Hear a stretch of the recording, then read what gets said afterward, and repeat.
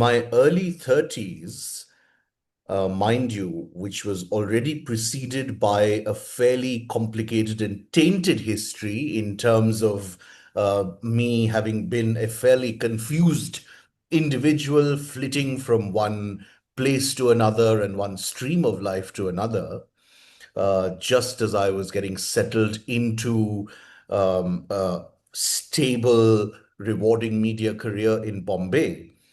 I decided to move back to my hometown of Jaipur, forsake, for all practical purposes, the media world and pursue teaching without knowing what I was going to teach, where I was going to teach, or having any qualifications to do that.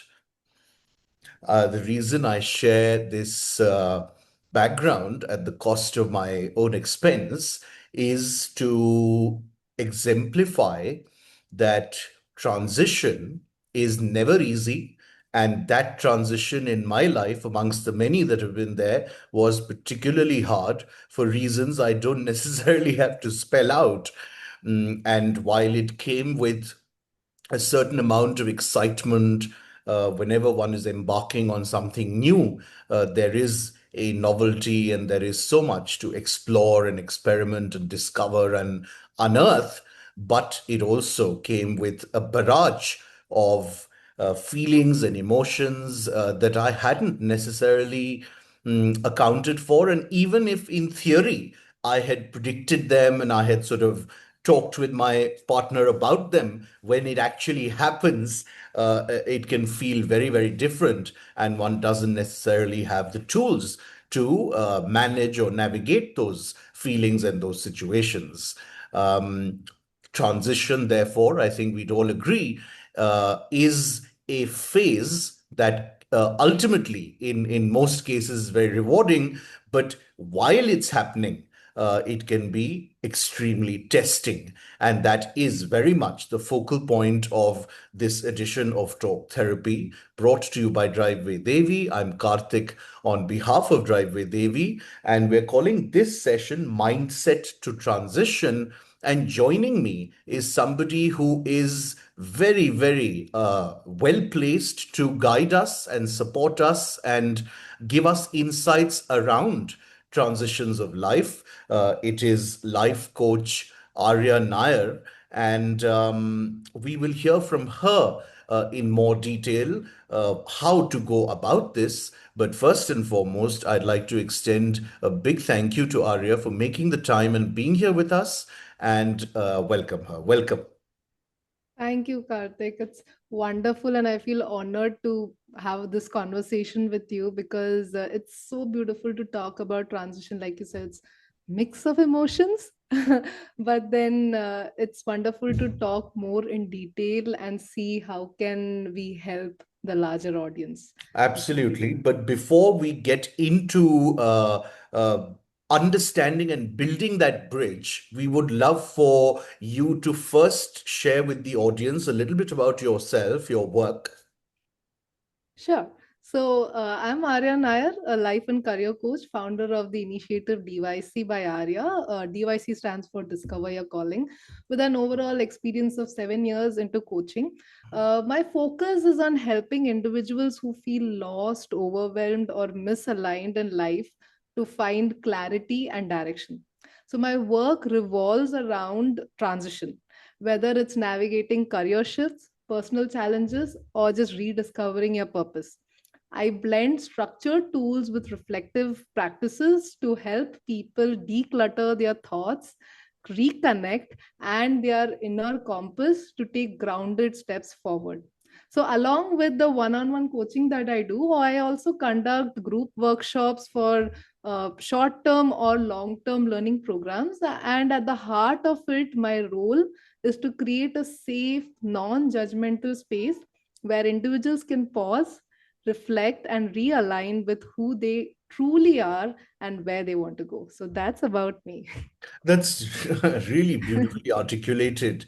And I must say that as someone who has always been, I'd like to think of myself as an embodiment and example of constantly seeking one's true passion, purpose, whatever term you want to give it, and then doggedly pursuing that, I can tell you that that's immensely important. I think we're in a society where, for various understandable reasons, many of us end up following life paths that aren't necessarily of our own choosing. There are so many compulsions that we face that sort of make us go in certain directions. But because a lot of us end up doing that, we are also, simplistic as it sounds, heading towards a fairly discontent society because it's all made up of individuals who are woefully unhappy. And so it's so important to make that effort and excavate and investigate a little bit deeper to try and figure out one's calling. Of course, to add a bit of humor to this very serious conversation, I keep joking with a very dear friend of mine who's an orthopedic surgeon that, he engineers these situations where people break their bones so that he can get more business. And I almost feel like telling Arya the same thing, that first she compels you to pause and find your true calling. And then obviously it's going to be different from what you're currently doing. And then she'll help you transition. Yeah. So wonderful. That's really, really genuinely important work.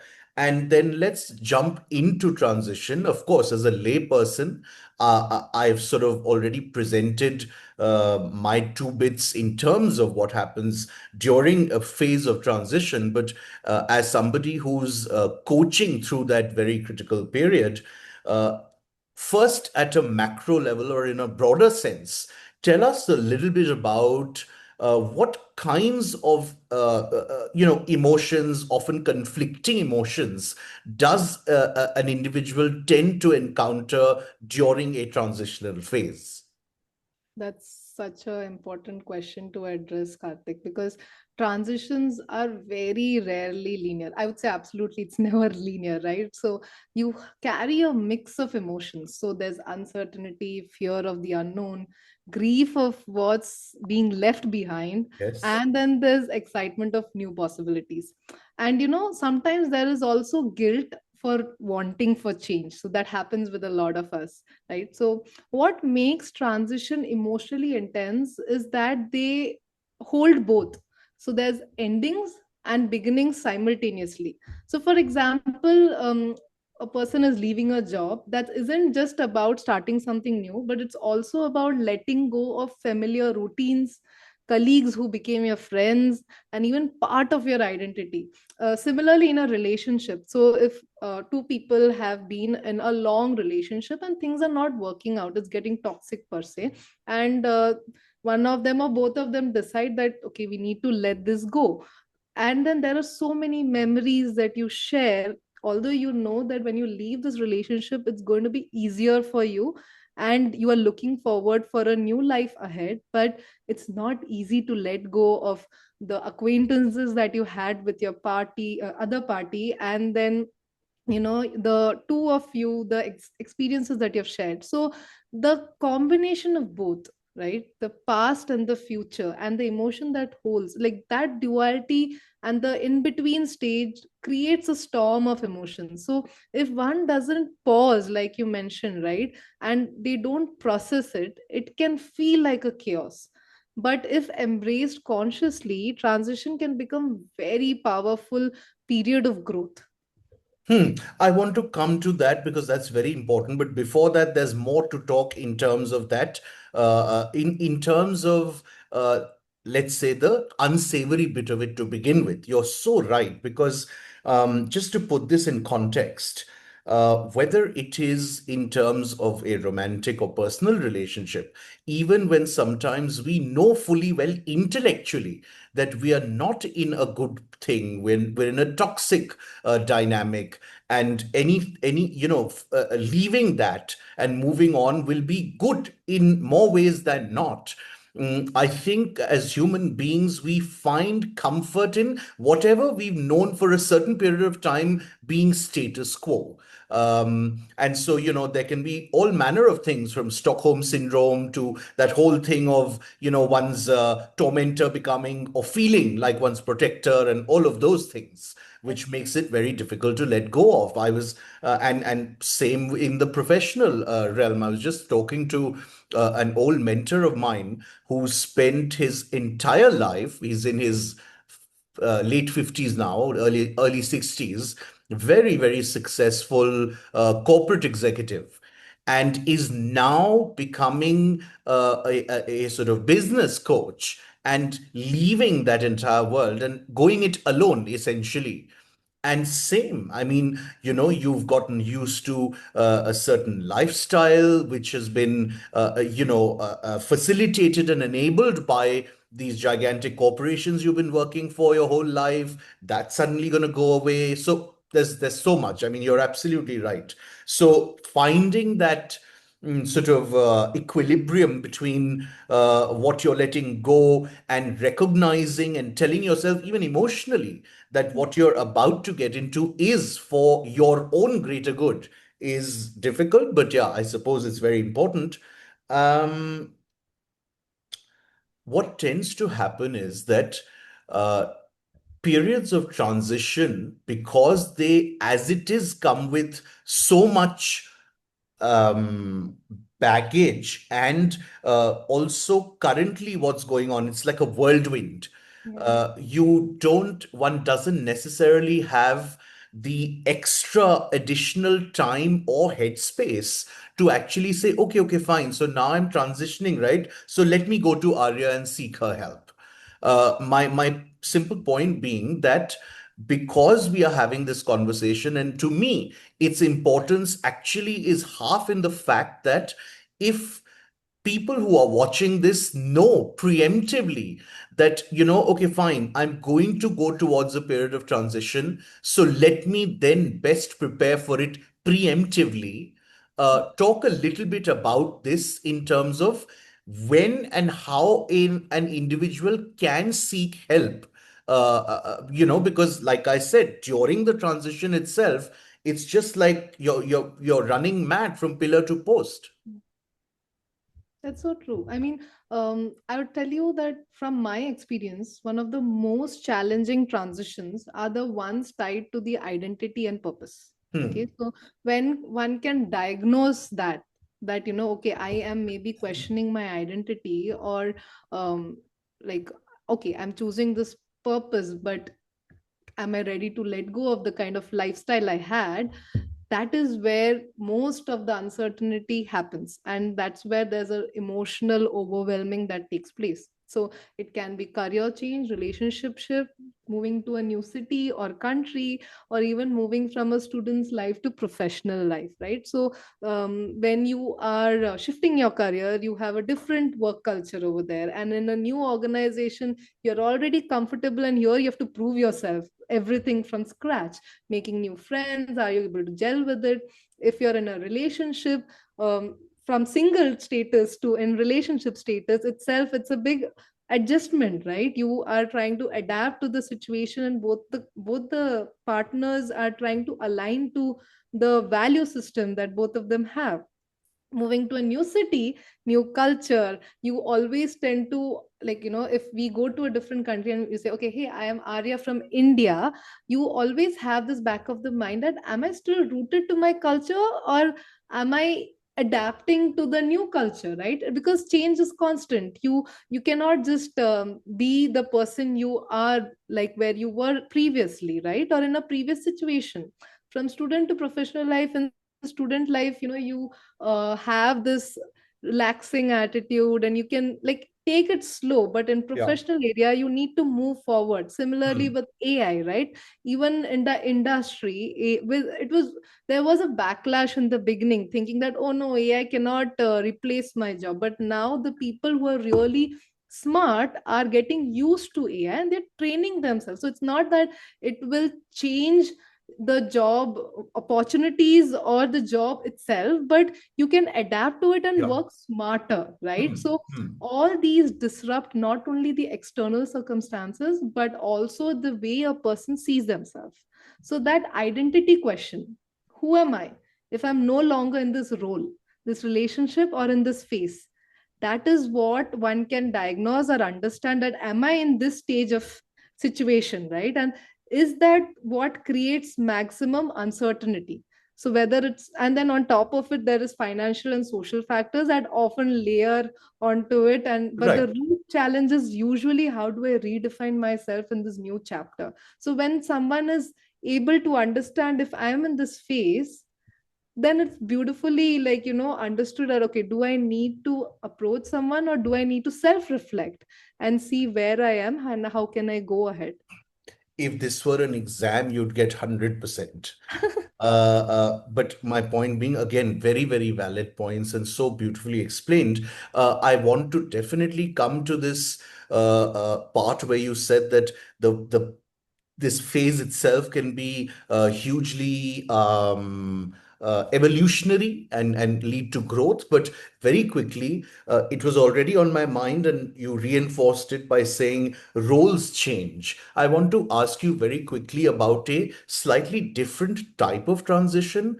But I don't know whether in your area of work you specifically address this, but I've observed generally from life that these are also transitions that do happen and bring with them a certain amount of the same things we've been discussing.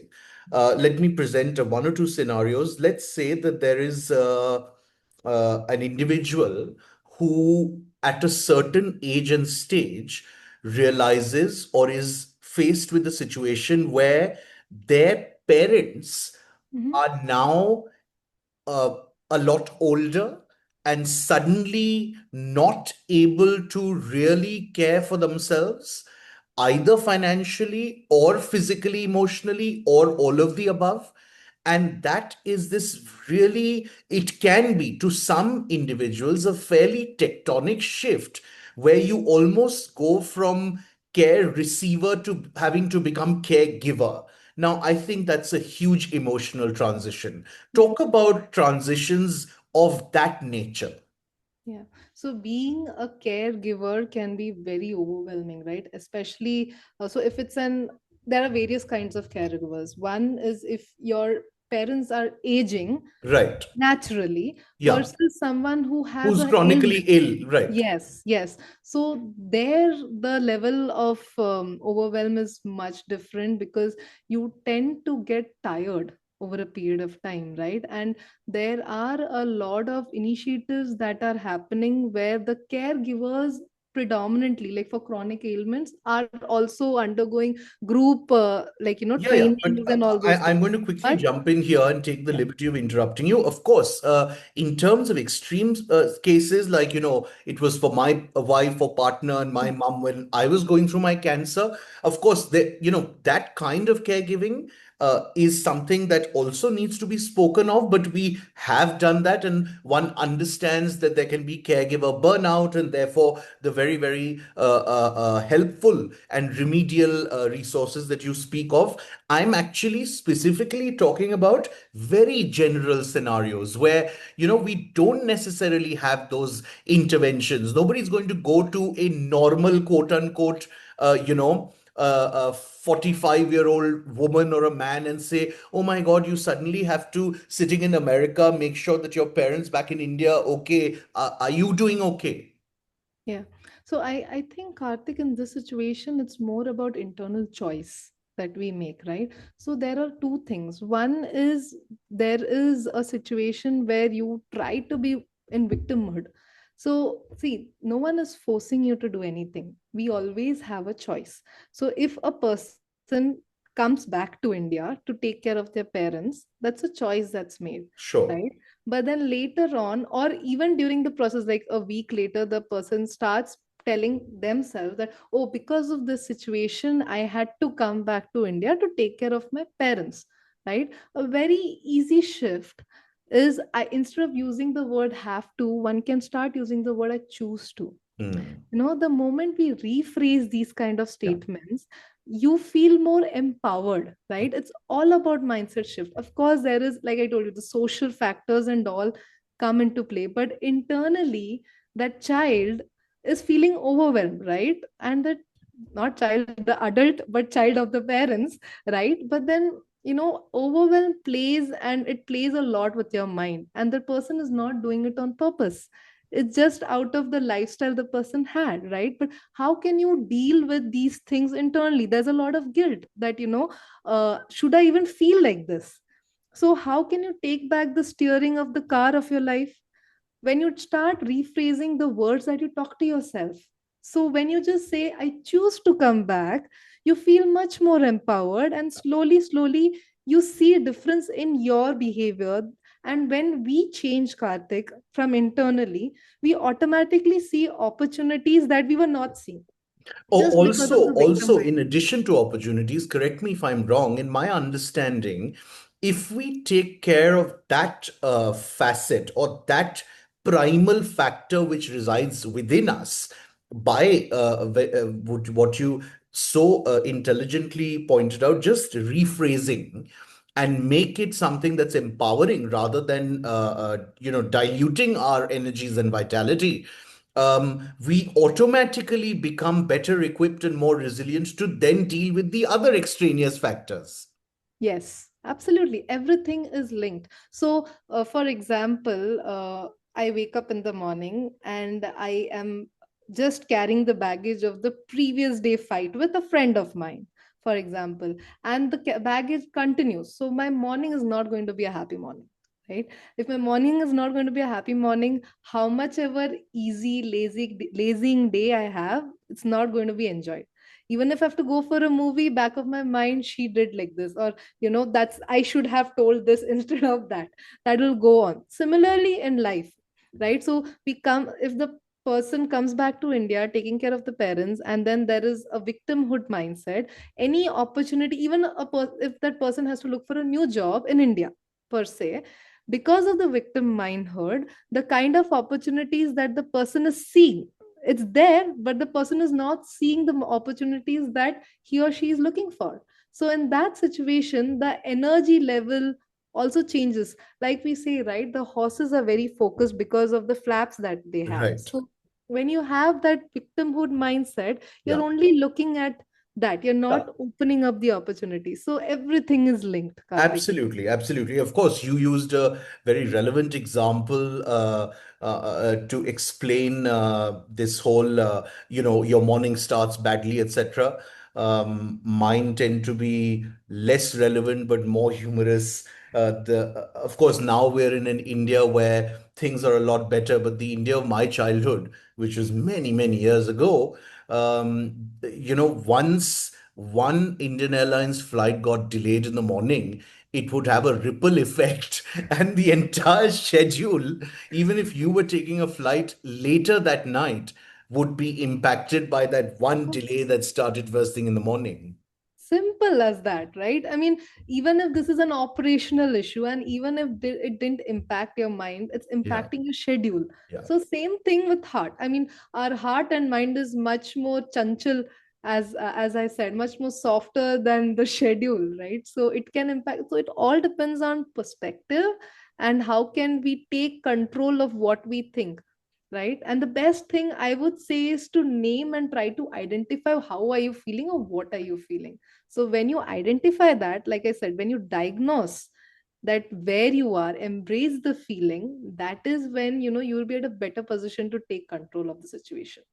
I wanted to actually selfishly save this for the final part of our dialogue, because we always try to conclude on a note of hope. So please tell us a little bit about. I think you've sort of alluded to this indirectly, but in a more focused way. What are these ways in which transitional phases can prove to be periods of self-growth?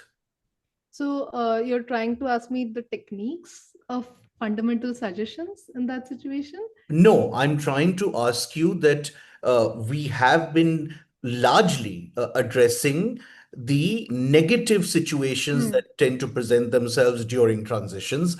Mhm. I'm saying that what are the positive sides of it? Positive What side. can be the positive outcomes of it?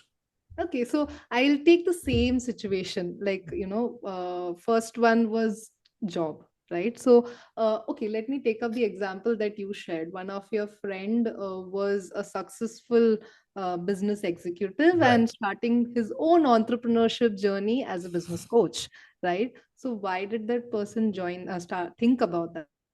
Because there was a calling, right? And there was a purpose. So the moment you, and there was a conscious decision that was made in terms of, okay, can I finance myself, can I give myself 2 years of my life to see where do I reach from here to there as a business coach, right? But the moment you start thinking, oh, this is the kind of lifestyle I was having, and now I don't know if there's going to be a constant income or so, you are just thinking about the downside. On the other hand, when you give yourself a period, so every time a person sets a goal, it's supposed to be very well defined, right? If it's a vague goal that I want to earn 1 crore by the end of this December 2025, it's not going to be easy, right? But when we try to set actionable goals, which is done most of the times, especially if one wants to become an entrepreneur, you do set actionable goals, right? So this is my big audacious goal, and then from the big audacious goal, these are going to be my smaller goals, and these are going to be my small experiments or actions, right? So when you try to see that, am I doing each and every step? Okay, am I procrastinating? If yes, define or diagnose procrastination. When you know the, so there's been a lot of times, Karthik, where certain weeks of my month is like low energy, okay, and I'll push things to the next day. But the moment I say, Arya, you're procrastinating, what is wrong with you? Then I'm like, okay, let me take baby steps, let me take easy tasks, and let me do the difficult task later. So similarly, when you try to understand why did you take that step, first thing, what is your big audacious goal? And do you feel that you are ready? Yes, because you knew, you did reflect, right? That okay, this is the time where I feel that I can take the decision. Hmm. So when you think, why did you take the decision? And was that your calling? That is the moment you realign and come circle back to the whole reason why did you decide to leave the job and why did you come here. So Hmm. instead of just thinking about, okay, this was my life, you gave yourself 2 years. Hmm. Push yourself for those 2 years, commit yourself for those 2 years, and then you circle back, right? Hmm. And now, of course, for those 2 years, you would have decided and planned your finances, right? So that is taken care of, right? And I mean, you would have, the person would have also taken care of any contingency. Sure. And of course, right? So instead of, there's no secret to success other than just keep working, right? So 2 years if you've given, just commit yourself to those 2 years, right? And then you decide what do you want to do. But at least those 2 years, when you end those 365 into 2 days, you at least know that I gave it a try. It won't be like 10 years down the line, oh my god, when I had that age and Correct. energy Correct. to do Yeah. that. So these things Hmm. Hmm. will help one understand that, okay, I gave it a try. Similarly, in a relationship, when you had the chance to call it off, you should understand why are you calling it off, right? Versus like, staying for 10 years more and feeling more exhausted. Absolutely. And at what cost, right? At your own health, right? So Absolutely. these things. So just, I feel that setting actionable goals and just sticking to those goals till the timeline that you set. Just think about that. Yeah. I know we're over time. My absolute last question is this, and I promise I'm not trying to be cheeky. I'm presenting this merely as playing devil's advocate and also presenting a scenario that is becoming more and more real.